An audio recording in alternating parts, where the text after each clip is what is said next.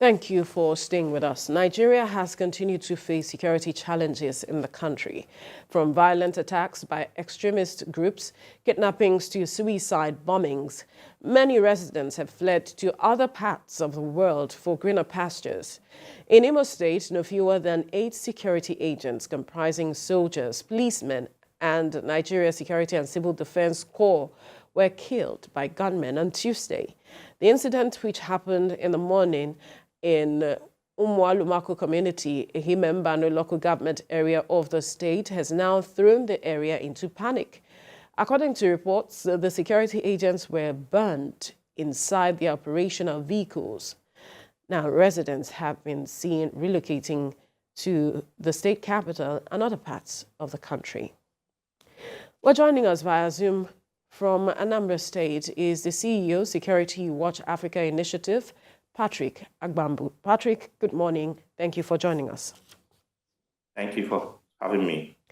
It's a really sad development coming out of Imo State with regards to this recent killings. But some would say that there has been antecedents of attacks on security formations in Imo State and even security personnel. And at some point, it seemed that the matter has been addressed until we began to see what happened recently. How do you interpret what is going on? Yeah, it was a terrible incident to get that news. Just like you said, the situation was getting better until it started coming up again. But it's not far-fetched. The reason is not far-fetched. We know that security is always very fluid, and it's not something that is static, that once you solve one problem, it remains solved. No, because the criminals want to devise means of continue their nefarious activities. That is one. Then two is it's not surprising because election is heating up. The governorship election in Imo State is around the corner, and this is bound to happen at this time. What is very, very troubling because where do we go from here? Even though some non-state actors are claiming credit for it, which we all know, but it's something that must not be allowed to continue. There must be a solution to this evil that is existing now in our midst. Information I gathered is that actually 5 persons were lost. 5 persons died in the situation, not 8, as it was erroneously reported in some places, and this include one Air Force officer, Nigerian police, 1 police officer, 1 DSS, and 2 and 1 civil defense officer, then 2 NDLA personnel. 2 of these officers sustained gunshot injuries. Right now, they are taking treatment in a safe hospital, and those are the two soldiers that are among them. It's sad because what led to this shouldn't have in the first instance, and I just hope that the security forces, with all what is on ground right now, they will be up to it and get these people rounded up as soon as possible. Is the fact that in a few weeks to come, there is an election that will be coming up in Imo State, and it requires the people to be able to put a trust in the peace of the state, to be able to exercise their franchise. Are you particularly alarmed about the security situations, how this might impact the upcoming election? Yeah, I am alarmed. I thought that the era of violence, outright violence, pre-election in Nigeria is being resolved. But obviously, we're seeing non-state actors getting involved, trying to put fear or create chaos in the society. And that is a big problem. I think for whatever reason, if you watch one of the videos that is trending, them calling out the governor of Imo State, Senator Hope Uzodinma, and all that, it points to the fact that there is more that still needs to be done. First and foremost, it's not the responsibility of the security forces to ensure that there is security in that area. The people have to do much more than what they are doing currently. It's sad that ever since this happened, we have not had or seen any of the influential people from that area come out to condemn this act. Losing 5 of well-trained personnel to these criminals is something that should alarm everybody. Sadly, as we are, people are beginning to continue with their lives and all that. So it portends danger that if this is allowed to fly, to go, then we may experience a more disturbing situation in days to come towards this election. I'm happy that some states are taking precautionary measures to ensure that this doesn't snowball into a bigger problem. But Imo State must sit up and ensure that where these criminals are operating, they do not have freedom to operate. If you know the modus operandi, because this is a guerrilla warfare that they are carrying out, and when you study the videos that came out from that, you find out that it's quite troubling, because the days ahead may become more dangerous. Now they are using landmines. They are using RPG, that's rocket-propelled grenades. They are using all sorts of weapons to be able to carry out these nefarious activities. So there's a lot of reason for people of concern, people to show concern, people to come out and collectively solve this problem. Upon people showing concern, we all believe that security is the duty of everyone, not just security operatives.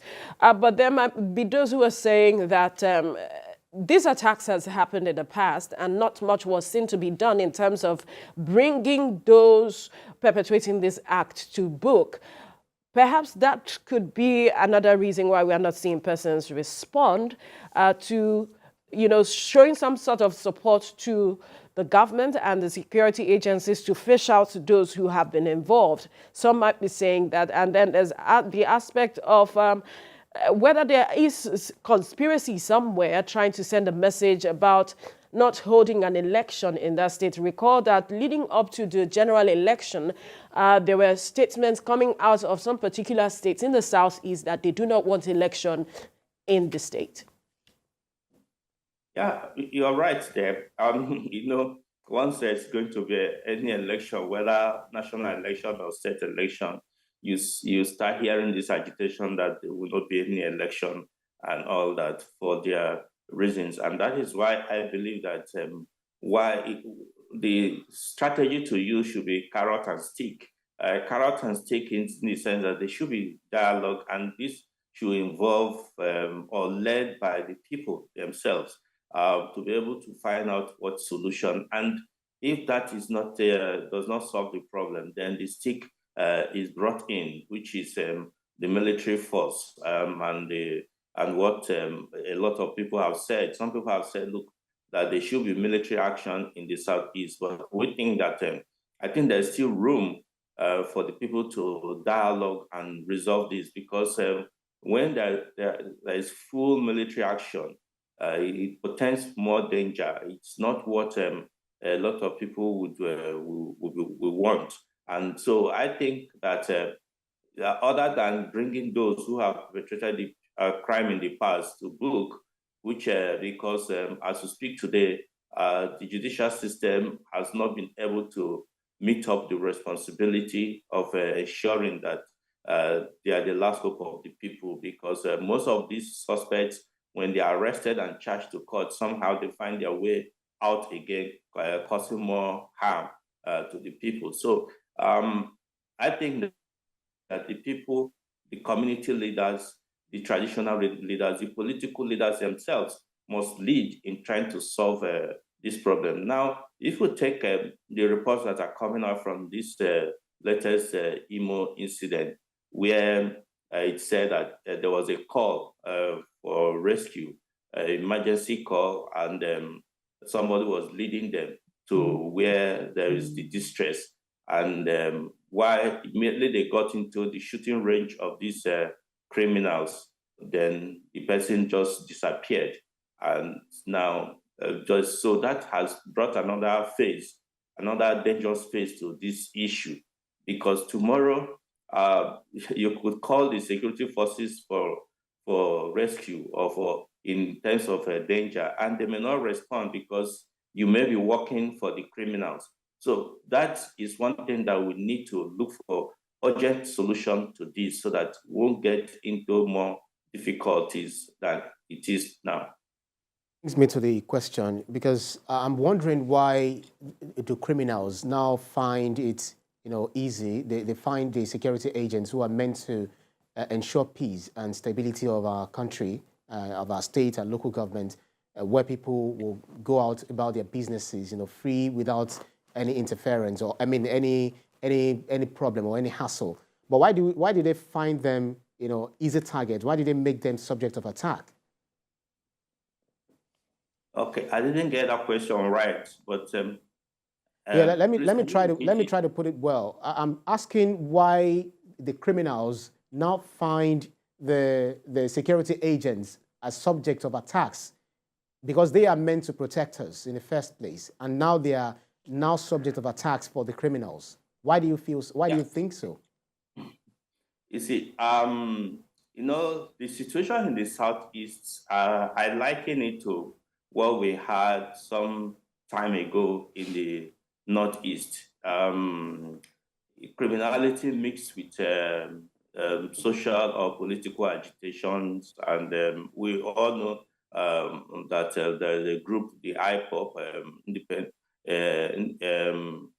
the people that believe that the land of the Southeast belongs to Biafrans, and so they want to actualize that dream. And so this group of people, rightly or wrongly, has been mixed up with some criminals who wants to carry out some of their intent of either enriching themselves or trying to create a crisis in the society. Now, when this starts, it starts gradually. Once they start getting the support of the people, they are emboldened and they move further. The next target will be the security forces to destabilize them and demobilize them. Then once they succeed in doing that, to put fear in these security forces, then the whole society begins to suffer it the more. And so it's a gradual situation, and that is why some of us are crying and calling that something urgent has to be done, because we saw it play out in the Northeast at the advent of Boko Haram, until it became an international embarrassment that Boko Haram became the deadliest terror group in the world. We are seeing this coming out if care is not taken urgently. With the use of, now they are deploying IEDs, they are using RPGs. These are advanced form of, it's not criminality any longer, just ordinary criminalities. These are advanced form of insurgents, and something urgent may have to be done. Their camps are there. In some states in the Southeast, they carry out constant raiding of these camps to incapacitate them. So I believe that in Imo State, they must do more than is being done now. Some people have advocated the use of airstrikes, but the collateral damage it will cause to the society is not something that anybody would want. So I think more importantly, there should be condemnation from the people. There should be a dialogue by the people, and before the stick can be deployed. Now, the governor in a recent interview had said that he would reveal those behind the insecurity in the state. And it's not the first time he's saying this, because oftentimes he says that the people being attacked are either members of his party, security agents and agencies, government formation, and all of it. It seems there is a political dimension to what is going on in Imo State from what the governor is saying. And I wonder how you interpret it. If there is more, how can we resolve this in such a way that we minimize the level of collateral damage that we are seeing, especially in the interest of the people? Yeah, thank you. And that is one of the reasons why I have advocated that there must be dialogue, because this criminality, this politically sponsored killings and mayhem is mixing with so-called the agitation for state of Biafra. So that gains support of the people, because when you talk to some people in the Southeast, they have this mind that they may not have gotten fair deal from the nation, from Nigeria, and they believe the solution is having their own state, their own country. And so that makes the people, the average people in the Southeast, to support whatever agitation that is being carried out. But sadly, this agitation is taking lives of majority of the people that have been killed have been from the Southeast themselves. And so it makes it like, why do you kill your people because you are agitating for freedom, or because you are being marginalized and all that, and you're creating more problems for the society. So that is why I had said that the people must come out to condemn this act. And that is what happened in the Northeast. I must also refer back to the solution of the Northeast, because initially the people of the Northeast were nonchalant about the dangerous trend of Boko Haram until it became a bigger issue, and everybody, livelihood of the people, millions of people were disrupted. And that was when they now believe that, look, everyone must collectively fight this. I'm afraid that if such does not happen in the Southeast, if the people of Southeast do not come together and say, listen, enough of this, because if there are other ways, there are ways you can get your statehood.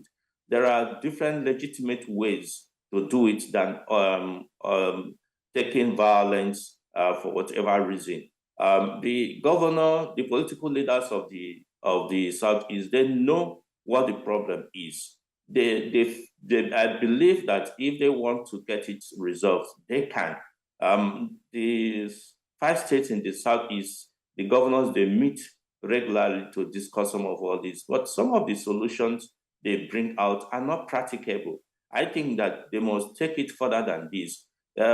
Without saying that these lives, or this precious lives of these precious military and police personnel that were killed, that it's at the mercy of the political leaders of the people of the Southeast. And it's sad, because these are people that were trained with the resources of the country, deployed to protect the people so that they can live peacefully. And some people, hoodlums and criminals in the society, are cutting their lives short. It doesn't make of any good sense at all. I believe that the political leaders must do something other than just going to Abuja to meet the president and all that. They must sit down with their people and be able to tell them that the path we are following is not the right path. We must look for a better path. There are ways. You have members in the National Assembly. What is being done on the floor of the National Assembly? There are many ways you can resolve this issue without taking the lives of people. To the question of what the former governor of Imo State, Rochas Okorocha, sometime in June, he said he would be delighted to meet the incumbent governor, Opuzodinma, to talk about how this issue of insecurity is affecting the people, that they can find solutions to it. if he would invite he himself and former governors of the state to talk about this, to look for ways to solve this. I want to know how sacrosanct you think this offer is, because he said that's the only way he would want to meet with the incumbent governor. And the fact that a member of the House of Representatives, Ikenga Ugo Chinyere, well, facing tribunal, he said that he has once alleged that some Southeast governors have failed to bring an end to the insecurity in the Southeast because they are benefiting from it. What do you say to this? Yeah, yes. You see, like I said earlier, I think that the solution to this lies with the political leaders and the people. The state governors, they know, they know what the issue is. Some of them know these people. And when you watch the trends very carefully, very detailed, you find out that one way or the other, they know themselves. And I believe that that is the reason why they must call these people to order and tell them to stop this and look for better ways to resolve it.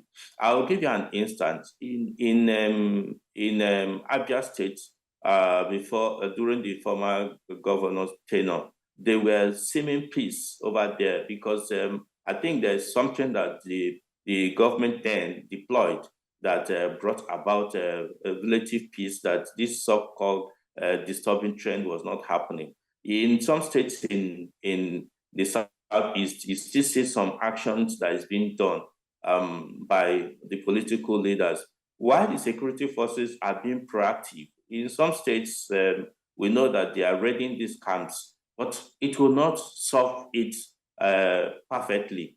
More of the best solution for this is to ensure that you sit down together within yourselves, you know these people, find out what the issue is. Of course, some of them have come out to say what they think is the solution, but is it workable? If you think it's not workable, tell them why this cannot work, and find out a better solution of how it can be resolved. Because every life lost is very precious, and we shouldn't continue with this and think that it's okay. The political leaders were elected, or they were sworn in to protect the lives of the people. And so they must take every step to ensure that these people, their citizens, are protected. The economy of the South is being affected drastically from this madness. And I think that the earlier the political leaders and the opinion leaders in this zone sit together and get this thing resolved, the better for everybody. Right. Let's talk solutions, for instance, from your perspective. Earlier, you mentioned that the carrot and stick approach should be the way to go, and that there should be some level of dialogue. Who should constitute the members that should be part of this dialogue, and how should it be approached? Because you said that the governors of the 5 Southeast states have often met and, proffered solutions, but these solutions are not workable. What would be workable at addressing these issues at this point? Yeah, I think for me, diplomacy and political solution is what will get this resolved. When these agitators, they have a hardline stand they have taken, that is either they have the statehood, the Biafran state, or nothing. But there's a way you communicate the solutions to them and the better ways to them. Some of them, what they are seeking for is recognition, sadly. Some are seeking economic advancement, and in different ways. And that is why some have resorted to kidnapping and all that extortion strategy to be able to enrich themselves, which is condemnable, rightly. But when you take away those criminals from their midst and sit together with those you think have genuine grievances and look for how to solve it, there are better ways to solve it, political ways, diplomatic ways to solve it other than violence. And this should be spearheaded by the people, genuinely by the people from the Southeast, not outsiders, because within the family must talk among themselves, not top to bottom, but dialogue and interaction within ourselves, because ideas could come from different ways. Then take it further by seeking some other support from outside the zone and learning from how other countries who have similar issues are resolving it. Insurgency and terrorism does not solve any problem at all. Rather, it aggravates it. And that is why everybody must take every step necessary that will help to get these things done. The Southeast, they have in various communities, they have PGs, President General, they have various unions, both within in the Southeast and outside, outside the Southeast. They have organized system of interaction. And these are the means these communications can start. But sadly, everybody is thinking of their own selves. Everybody is thinking of how to advance their business or their family. And collectively, nobody cares about it. And that is the biggest solution. So the biggest problem. So the solution is that we must know and acknowledge that this is a collective problem. If we don't solve it collectively, then it will keep on disturbing everybody. Nobody is happy with what is happening, apart from the criminals themselves. And so I believe that they must sit together, those in the Southeast, those people outside the Southeast that are from the Southeast must sit together, whether you're in government or you're private sector, must agree that there's need to get this thing resolved. If you think the solution is getting out of Nigeria, then follow the right path and it may be granted. Unfortunately, we need to look at the Constitution. What does the Constitution says about such actions and all those things? These are the things that should be urgently taken so that we can get a lasting solution to this problem. Mr. Gambo, let's quickly, urgently, I just want to cram this question into it.